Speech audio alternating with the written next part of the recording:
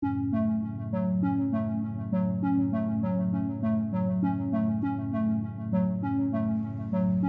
bayangkan sebuah negara yang hampir seluruh wilayahnya tertutup gurun pasir, punya kereta terpanjang di dunia, dan masih bergulat dengan jejak perbudakan di abad ke-21. Ya, ini bukan cerita fiksi. Ini adalah Mauritania, negara di Afrika Barat yang sering terlupakan, tapi penuh cerita, sejarah, dan budaya yang membuat kalian angkat alis. Dalam video ini, kita akan menyelami lebih dalam soal sejarah kelam, masalah sosial, hingga kekayaan budaya masyarakat Mauritania yang unik dan penuh warna.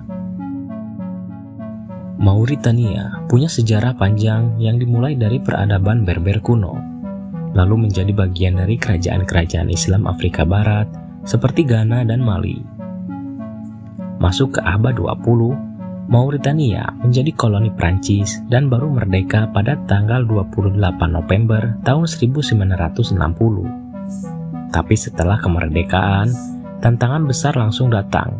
Konflik etnis, praktik perbudakan tradisional, dan masalah identitas nasional antara komunitas Arab Berber dan kelompok etnis kulit hitam Afrika. Bangsa-bangsa yang mendiami Mauritania adalah bangsa Berber dan Bafour. Bangsa Bafour adalah salah satu orang-orang Sahara pertama yang meninggalkan gaya hidup nomaden dan mengadopsi gaya hidup pertanian. Karena pengeringan bertahap gurun Sahara yang membuat tanaman sulit untuk tumbuh, mereka akhirnya bermigrasi ke selatan.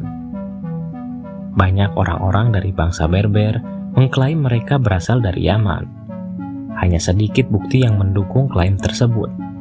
Meskipun studi DNA tahun 2000 terhadap orang-orang Yaman menunjukkan bahwa mungkin ada hubungan kuno antara kedua kelompok tersebut. Pada tahun 1904, Prancis merorganisir wilayah Mauritania dan menjadikannya bagian dari Afrika Barat Prancis. Prancis menjadikan Mauritania pertama-tama sebagai protektorat, kemudian sebagai koloni. Pada tahun 1912, tentara Prancis mengalahkan Adrar dan menggabungkan ke dalam wilayah Mauritania. Sampai sekarang, warisan sejarah ini masih berpengaruh kuat terhadap politik dan masyarakat Mauritania. Republik Islam Mauritania adalah sebuah negara yang berada di Afrika Utara. Negara ini berbatasan dengan Mali di timur dan selatan, Senegal di barat daya, Samudra Atlantik di sebelah barat, Sahara Barat di utara dan barat laut, dan Aljazair di timur laut. Mauritania adalah negara terbesar ke-11 di Afrika. 10% wilayahnya adalah padang pasir, dan hanya sebagian kecil tanah yang bisa digunakan untuk pertanian. Sebagian besar dari 4,4 juta penduduknya juga tinggal di daerah beriklim sedang di selatan, dengan kira-kira sepertiganya terkonsentrasi di ibu kota sekaligus kota terbesarnya. Salah satu fakta paling menonjol tentang Mauritania adalah bahwa hampir seluruh penduduknya beragama Islam. Islam memainkan peran sentral dalam kehidupan sehari-hari, budaya, dan sistem hukum negara ini. Syariat Islam menjadi dasar hukum di Mauritania yang mencerminkan kekayaan mendalam dan komitmen masyarakat terhadap ajaran agama mereka. Budaya Mauritania sangat dipengaruhi oleh tradisi Islam dan kehidupan nomaden.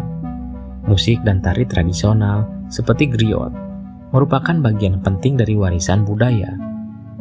Griot adalah seniman yang memainkan peran penting dalam menjaga sejarah dan cerita rakyat melalui musik dan lirik.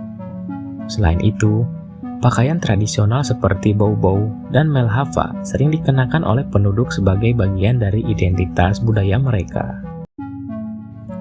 Ekonomi Mauritania didominasi oleh sektor pertambangan, terutama biji besi, yang menjadi sumber pendapatan utama negara. Selain itu, sektor perikanan dan pertanian juga memberikan kontribusi signifikan terhadap ekonomi. Namun, negara ini menghadapi tantangan besar, termasuk tingkat kemiskinan yang tinggi dan masalah pendidikan. Upaya untuk diversifikasi ekonomi sedang berlangsung untuk mengurangi ketergantungan pada sektor pertambangan. Menunggangi kereta biji besi di Mauritania adalah pengalaman petualangan yang unik dan menantang. Kereta ini dikenal sebagai salah satu kereta terpanjang di dunia, mengangkut biji besi dari tambang Joret ke pelabuhan Nouadhibou. Bagi para pencari sensasi, perjalanan ini menawarkan pemandangan gurun Sahara yang menakjubkan dan pengalaman yang tak terlupakan. Kereta biji besi Mauritania mulai beroperasi pada tahun 1963 dan menjadi tulang punggung ekonomi negara tersebut. Jalur kereta sepanjang 700 km ini memainkan peran penting dalam industri pertambangan Mauritania. Selain fungsi ekonominya, kereta ini juga menarik perhatian wisatawan petualangan yang ingin merasakan sensasi meluncur di atas gerbong sambil menikmati pemandangan gurun. Meski kaya akan tambang biji besi, mayoritas penduduk masih hidup dalam kemiskinan. Ketimpangan antara kota dan desa, serta antara kelompok etnis masih tinggi. Organisasi Pangan dan Pertanian Dunia FAO menetapkan Mauritania sebagai negara paling miskin di kawasan Afrika Utara dalam daftar terbaru negara-negara miskin di benua Afrika. Dalam laporan yang dikeluarkan oleh badan resmi milik Organisasi Perserikatan Bangsa-Bangsa, menyatakan bahwa 3/4 warga Mauritania hidup dalam keadaan sangat miskin. Menurut FAO, sebanyak 71,3% dari rakyat Mauritania hidup dengan kurang dari $2 AS per harinya. Sementara sisanya, 23,5% hidup dengan kurang dari $1,25 AS per hari.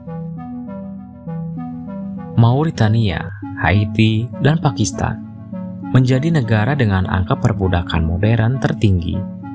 Laporan bertajuk Indeks Perbudakan Global oleh Yayasan Walk Free Foundation mengukur perbudakan di 162 negara dengan memperkirakan jumlah orang di setiap negara yang terdampak oleh praktik-praktik seperti kerja paksa, kerja dalam kondisi terbelenggu rantai, dan perdagangan manusia.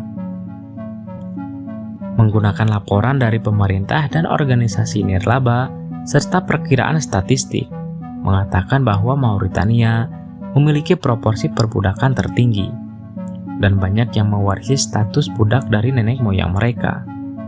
Antara 140.000 hingga 160.000 orang diperbudak di negara Afrika Barat itu, yang memiliki populasi hanya sekitar 3,8 juta jiwa.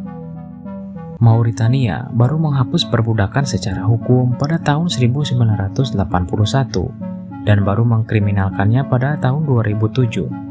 Tapi kenyataannya, di beberapa daerah, praktik perbudakan turun-temurun masih terjadi secara diam-diam. Masyarakat sangat menghargai puisi Arab klasik dan nyanyian tradisional. Bahkan Mauritania dijuluki sebagai negara para penyair, karena banyak orang bisa menghafal bait-bait puisi sejak kecil.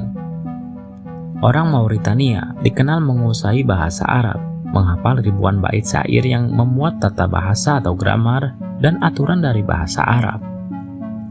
Mereka juga dikenal memiliki ingatan yang sangat tajam dan kemampuan menghafal yang kuat. Ratusan ribu dari mereka telah menghafal Al-Quran secara utuh. Orang Mauritania juga punya kecintaan yang kuat terhadap syair Arab, sampai-sampai dikatakan bahwa ketika satu penyair wafat, maka penyair lain lahir. Pada tahun 1977, majalah Al-Arabi menyebut Mauritania sebagai negara sejuta penyair, karena populasi Mauritania pada saat itu sekitar 1 juta orang. Populasi mereka sekarang sekitar 3 juta orang. Dari dulu hingga sekarang, Mauritania terkenal menghasilkan ulama, cendekiawan, yang punya hafalan yang sangat kuat. Itulah sekelumit cerita tentang Mauritania, negara yang mungkin jarang kita dengar, tapi menyimpan sejarah, tantangan, dan budaya yang tidak kalah menarik dari negara manapun di dunia. Bagaimana menurut kalian? Fakta apa yang membuat kalian terkejut atau tertarik? Atau ada cerita dari negara lain di Afrika yang ingin kalian bahas?